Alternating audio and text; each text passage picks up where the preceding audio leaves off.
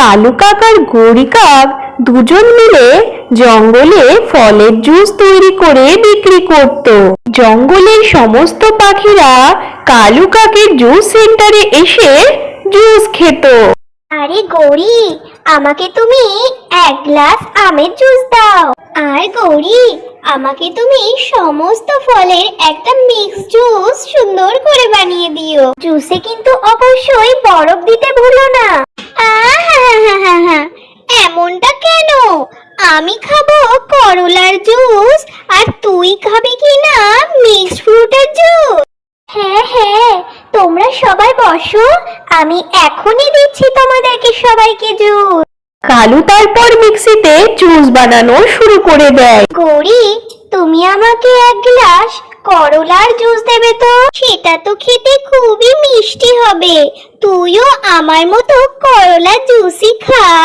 আরে নীলু মাসি, তুমিও একটা কাজ করো না, আমার মতো মিক্সড ফ্রুটে জুসই খাও। হায় রে আমার পোড়া কপাল, আমি যদি মনে করি আমি খাবো, সেটা তো খেতেও পারবো না আমি। কারণ তো তোরা সবাই জানিস রে, আমার তো সুগার আছে। আরে হ্যাঁ টুনটুনি, এই জন্য নীলু মাসি রোজ আমার এই জুসের সেন্টার থেকে করলার জুস খায়।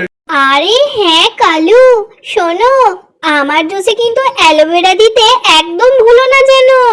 কালু তারপর জলদি জলদি করে সমস্ত পাখিদের বলা জুস তাড়াতাড়ি তৈরি করে দেয়। সবাই যার যার জুস সব পান করে নেয়। গৌরী, আগে তোমার জুসের স্বাদ খুব ভালো ছিল, এখন মনে হয় তুমি একটু বরফটা বেশি মিশিয়ে দাও। ইস, ছি ছি ছি ছি ছি। আরে নীলু মাসি, তোমার জুসটা কতটা তেতো লাগছে গো। আরে টুনি, তুই জুসটা খাবি না তো পরিষ্কার বলেই দে না, আমি খেয়ে নিচ্ছি তোর জুসটাকে। নীলু মাসি তারপর টুনির জুসটাকেও পান করে নেয়। আরে বন্ধুরা, তোমরা সবাই কম চিনি খাও, নয়তো আমাদেরকেও ভবিষ্যতে নীলু মাসির মতো করলার জুস পান করতে হবে। আরে আরে চলো চলো, সবাই যার যার মতো পয়সা দিয়ে দাও সব। যার যার সব পয়সা গৌরী কাককে দিয়ে সবাই ওখান থেকে চলে যায়। আরে গৌরী, দিনের পর দিন কিন্তু তোমার জুসের স্বাদ পুরোই খারাপ হয়ে যাচ্ছে। ঠিক ওই সময় ওখানে জগা কাকও চলে আসে। বাবা, কতদিন হয়ে গেল আমি তোমার কাছ থেকে একটা রিমোটওয়ালা গাড়ি চাইছি, কিন্তু তুমি আমাকে তো কিনেই দিচ্ছ না। ওগো শুনছো, আজকে কিন্তু আমরা অনেক টাকা আয় করেছি। আজকে কিন্তু তোমাকে জগাকে একটা মোটর বাইক কিনে দিতেই হবে। আচ্ছা আচ্ছা ঠিক আছে জগা সোনা, আজকে আমি তোকে একটা মোটর বাইক কিনেই দেবো। কালু কাক খেলনার দোকান থেকে জগাকে একটা রিমোটওয়ালা হেলিকপ্টার কিনেই দেয়। তারপর জগা কাক ওখান থেকে খুশি খুশি হয়ে নিজের খেলনা নিয়ে উড়ে চলে যায়। কালু, চলো, আমাদের ফলের বাগানকে দেখাশোনা করতে যেতে হবে। ওইদিকে জগা কাক নিজের খেলনা নিয়ে সোনু আর পিঙ্কির কাছে চলে আসে। আরে দেখো বন্ধুরা, আমার বাবা মা আমাকে রিমোটওয়ালা এক হেলিকপ্টার গাড়ি কিনে দিয়েছে। জগা তারপর নিজের হেলিকপ্টারটা চালিয়ে ওদেরকে দেখায় আর জোরে জোরে নাচতে থাকে। ইয়ে! দেখলে বন্ধুরা, আমার গাড়িটা কত সুন্দর, তাই না? জগা, তোমার ওই হেলিকপ্টারটা আমাদেরকে কিছুক্ষণের জন্য খেলতে দেবে? না রে বাবা, আমি আমার এই খেলনাটাকে তোমাদের দুজনের সাথে শেয়ার করব না। আমি নিজেই আমার হেলিকপ্টারটাকে এখনো ঠিক করে খেলাই করলাম না, আর তোমাদেরকে দেওয়ার পরে যদি আমার এই হেলিকপ্টারের চার্জই শেষ হয়ে যায়, তখন আমি কি করে খেলবো? যদি তোমাদের এরকম খেলনা নিয়ে খেলতে ইচ্ছা করে, তবে তুমি তোমাদের মা বাবাকে বলো না এরকম খেলনা কিনে দেওয়ার জন্য। এমনটা বলার পর জগা কাক নিজের খেলনা নিয়ে ওখান থেকে উড়ে চলে যায়। অহংকারী কোথাকার একটা, যদি খেলতেই দেবে না আমাদেরকে, তাহলে এখানে নিয়ে কেন এসেছিল আমাদের কাছে? পিঙ্কি মা, ওই রকম বলতে নেই। ওর যখন নিজের মন ভরে যাবে তারপরে দেখবে ও ওর নিজের খেলনাটাকে তোমাদের সাথে নিশ্চয়ই শেয়ার করবে। মা, আমরা কতদিন ধরে তোমার কাছে ওই ধরনের একটা খেলনা চাইছি, কিন্তু তুমি তো আমাদেরকে কিনেই দিচ্ছ না। দেব সোনারা, অবশ্যই এনে দেব। তোমরা দুজন মিলে এখানেই খেলা করো। আমি এখন যাই। এখন গিয়ে আমি আমাদের জন্য আনাজ খুঁজে নিয়ে আসি। বাচ্চারা, আমার যদি আনাজ আনতে দেরি হয়ে যায় তবে তোমরা ভয় পেয়ে যাবে না। হ্যাঁ, তোমরা একটা কাজ করবে, টুনি আন্টি বাসায় চলে যাবে।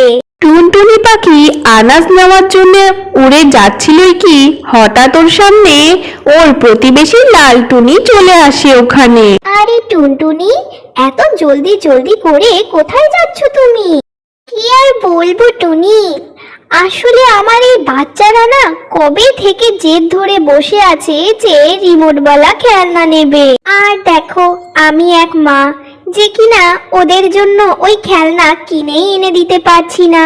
এই জন্য আমি রাজা কাকাবুকুর রাজমহলে কাজ করতে যাচ্ছি। কিন্তু টুনটুনি, তুমি তো তোমার জুস সেন্টার খুলতে চাইছিলে, তাই না?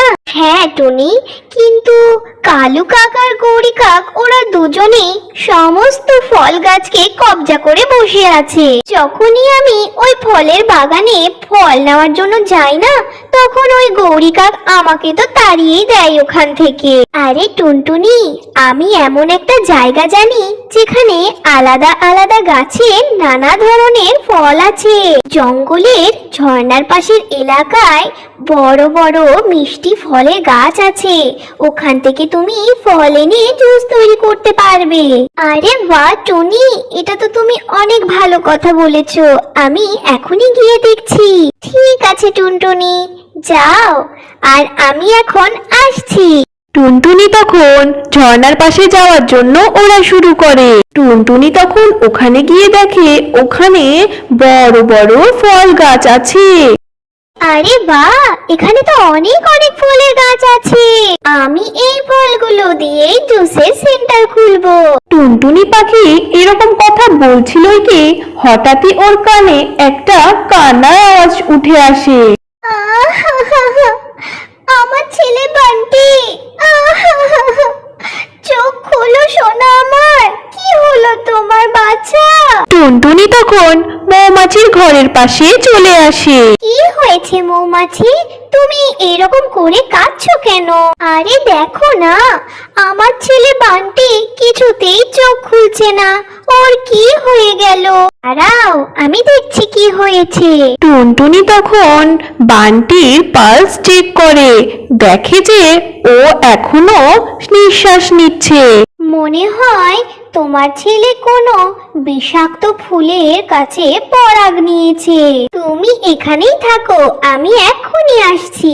তারপর টুনটুনি ওখান থেকে উড়ে যায় এমন এক জড়িবুটি খোঁজার জন্য যেটাতে বানটি একদম পুরো ভালো হয়ে যাবে। কিছু দূর যাওয়ার পরে টুনটুনি পাখি সেই জড়িবুটিওয়ালা গাছ পেয়ে যায়। ওই গাছকে দেখার পর টুনটুনি পাখি এক ফোঁটা দেরি না করে ওই গাছের কিছু পাতা ছিঁড়ে নিয়ে সেই মৌমাছির বাসাতে আবার ফিরে চলে যায়। তুমি একদম ভয় পেও না, আমি জড়িবুটির গাছ পেয়ে গেছি। এটা খাওয়ার পরে তোমার ছেলে বান্টি একদম ভালো হয়ে যাবে। আর বাকি সব তো ভগবানের হাতে। টুনটুনি পাতা থেকে রস বার করে বান্টি মৌমাছির মুখের কাছে ধরে, আর কিছুক্ষণের মধ্যেই বান্টি মৌমাছি পুরো হুঁশ ফিরে চলে আসে। মা, আমি ঠিক হয়ে গেছি। আরে আমার বাচ্চা তো পুরো ঠিক হয়ে গেছে। পাখি, তুমি যদি সঠিক সময় না আসতে, না জানে কি হয়ে যেত আমার এই ছেলে। কোনো ব্যাপার না মৌমাছি, জঙ্গলে আমরা একে অপরকে সাহায্য করব, এটাই তো সবথেকে বড় কথা। কে জানে কখন কার কি কিভাবে প্রয়োজন পড়ে যায়। তারপরে বলো মৌমাছি, তোমার নাম কি? আমার নাম সোনা মৌমাছি। কিন্তু পাখি, তুমি এই এলাকায় কি করছো?